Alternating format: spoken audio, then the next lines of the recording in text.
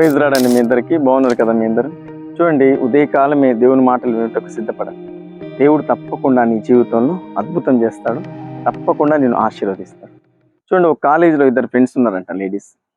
ఒక అమ్మాయి అయితే చర్చికి చక్కగా వెళ్తూ దేవుని ఆరాధిస్తూ ఎప్పుడు దైవ గ్రంథం చదివేదట. ఇంకా నెక్స్ట్ ఫ్రెండ్ అయితే లోకానుసారం ఎప్పుడు డబ్బులు, లోకము, ఫ్రెండ్స్తో ఎంజాయ్ చేసేది. తను ఎప్పుడు కూడా బలవంతం పెట్టేది. ఇప్పుడు చర్చి అంటే నాతో పాటు ఎంజాయ్ చేయొచ్చు కదా, నాతో పాటు ఫ్రెండ్స్తో పిక్నిక్ వెళ్తాం, మేము చాలా లాంగ్ జర్నీ చేస్తాం, మేమందరం ఎంజాయ్ చేస్తుంటాం. అయినా ఈ యవ్వన ప్రాయంలో ఎంజాయ్ చేయక ఇంకెప్పుడు ఎంజాయ్ చేస్తావు? నువ్వేమైనా ముసలిదానివా? బైబిల్ పట్టుకున్నావు, చర్చికి వెళ్తుంటావు, ఒక మూల కూర్చొని ప్రార్థన చేస్తూ ఉంటావు, ఏంది ఇది? చాలా పిచ్చి కదా నీకు అని ఎప్పుడు కూడా ఎగతాళిగా మాట్లాడేది. దేవుడు ఆమెను చూస్తూ ఉన్నాడు, ఈమెను చూస్తూ ఉన్నాడు. చూడండి, మరి ఈమె లోకానుసారంగా పరిగెడతా ఉంది, లోకానుసారంగా ప్రవర్తిస్తూ ఉంది. దేవుడు చూస్తూ ఉన్నా.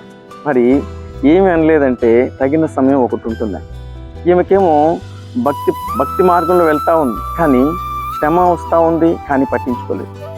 మరి సమస్యలు వస్తున్నాయి, పట్టించుకోలేదు. అందులో కూడా ప్రభువును ఘనంగా స్తుతిస్తూనే ఉంది, ఆరాధిస్తూ ఉంది. దేవుని గురించి తనకు తెలిసిన వారందరికీ చెప్తాం. కానీ ఈ అమ్మాయి చూసి ఆ అమ్మాయి నవ్వుకుంటాం. చూసావా, నేను ఇలాగ ప్రార్థన చేయలేదు, కానీ నాకే శ్రమ రాలేదు.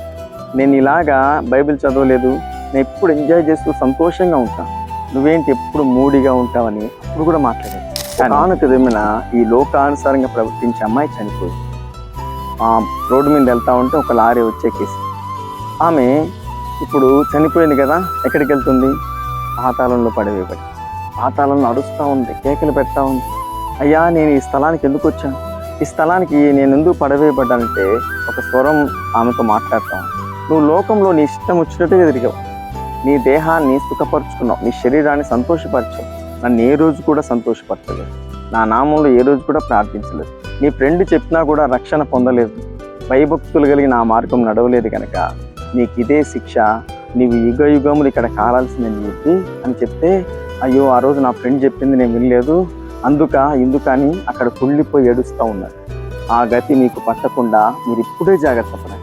ఇప్పుడు ఏమో చూడండి, సంతోషంతో దేవుని సేవిస్తా తమ బ్రతుకు కాలం ఎంతో చక్కగా నడిపించబడతాం. అదే మార్గంలో మీరు కూడా నడిపించబడాలని ప్రభువు కోరుకుంటాను. రక్షణ పొందండి, ఇదే అనుకూల సమయం.